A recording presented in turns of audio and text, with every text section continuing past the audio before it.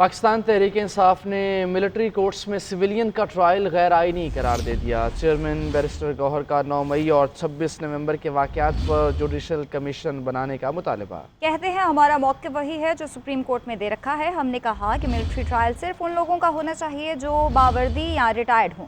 Military courts کا معاملہ اب سپریم کورٹ میں ہے۔ کون ملوث ہے اور کس طریقے سے پہنچا جائے، اس کے سلسلے میں پاکستان تحریک انصاف کا ہمیشہ سے یہ موقف رہا ہے کہ اس پہ ایک جوڈیشل کمیشن ہو اور وہ جوڈیشل کمیشن اس کی انکوائری کرے، اس کی انویسٹیگیشن کرے اور اسی کی پیش نظر پھر ٹرائل ہو تو وہ میٹر ٹرانسپیرنٹ ہوگا، فیئر ہوگا اور سب کو قابل قبول ہوگا۔ اس پہ سپریم کورٹ میں آلریڈی پی ٹی آئی ایک پٹیشن فائل کر چکی ہے۔ جہاں تک ملٹری ٹرائلز کا تعلق ہے تو پاکستان تحریک انصاف کا ایک اصولی موقف رہا ہے کہ کسی بھی سویلین کا کوئی بھی ٹرائل ملٹری کورٹس میں نہ ہو، لیکن اپوزیشن لیڈر عمر ایوب کا اڈیالہ جیل کے باہر میڈیا سے گفتگو کرتے ہوئے کہنا تھا کہ ملٹری کورٹ سے سزاؤں کی مذمت پہلے بھی کی تھی، آج بھی کرتا ہوں۔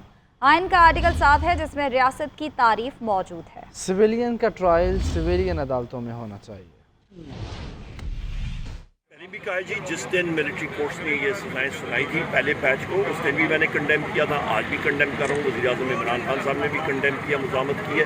نہیں ہونا چاہیے کیونکہ دیکھیں آپ کا آئین کا، پاکستان کا آئین کا مطالعہ کریں تو آرٹیکل 7 ہے، اس پہ ریاست کی ڈیفینیشن ہے، سو لہٰذا وہ سارے کے سارے ادارے جو ہیں وہ جوڈیشری کا فنکشن نہیں ادا کر سکتے، اور یہ سب کے سب سویلین کا ٹرائل سویلین عدالتوں میں ہونے چاہیے۔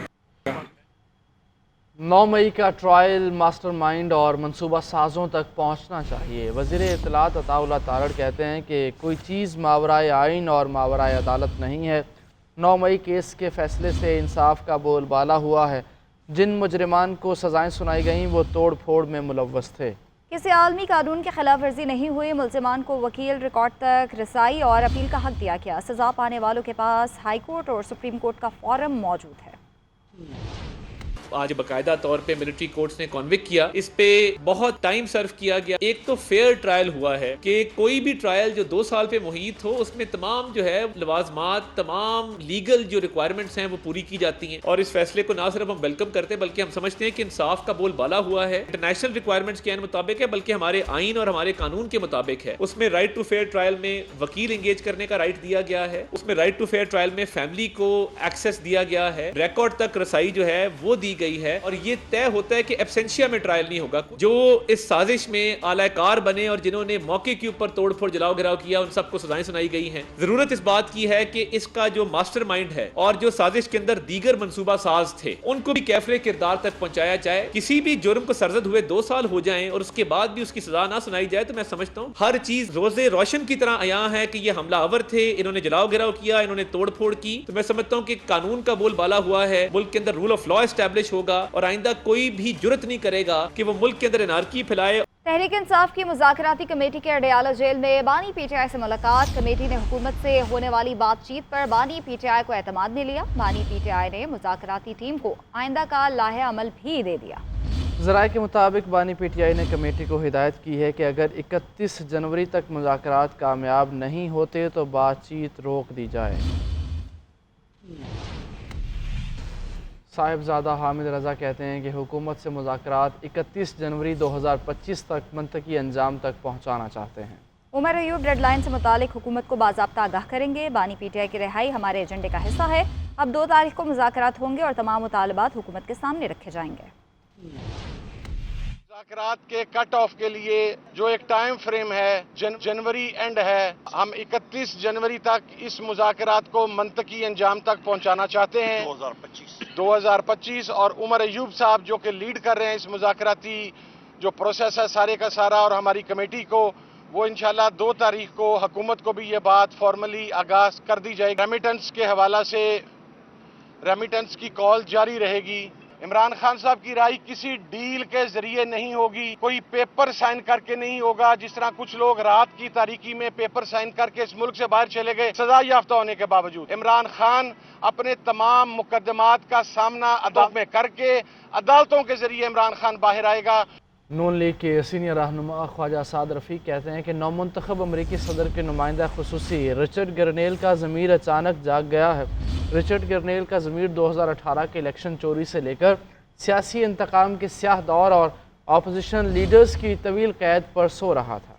फ़लस्तीनियों की नस्ल कुशी पर रिचर्ड गर्नेल का मुर्दा ज़मीर आज भी गासिब से होने के साथ है। रिचर्ड गर्नेल जैसे बेज़मीर लोगों का शऊर सिर्फ साम्राज्यी अज़ाइम की तकमील के लिए ही जागता है।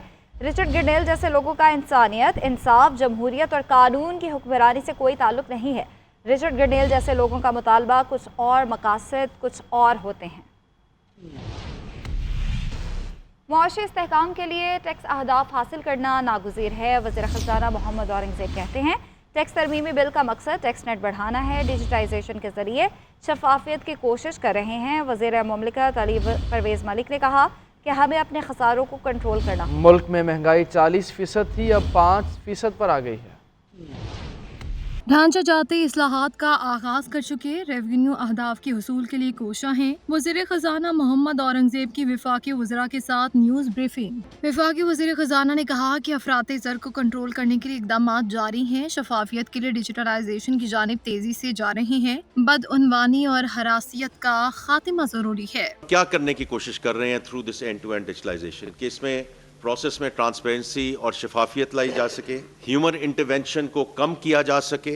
तो जितनी हम ह्यूमन इंटरवेंशन कम करेंगे in terms of this and to and digitalisation, उतनी ही हम बेहतरी की तरफ जाएंगे। वफाकी वज़ीर ख़ज़ाना ने बताया कि टैक्स बिल का मकसद तर्ज ज़िंदगी को टैक्सों से हम आहंग करना है।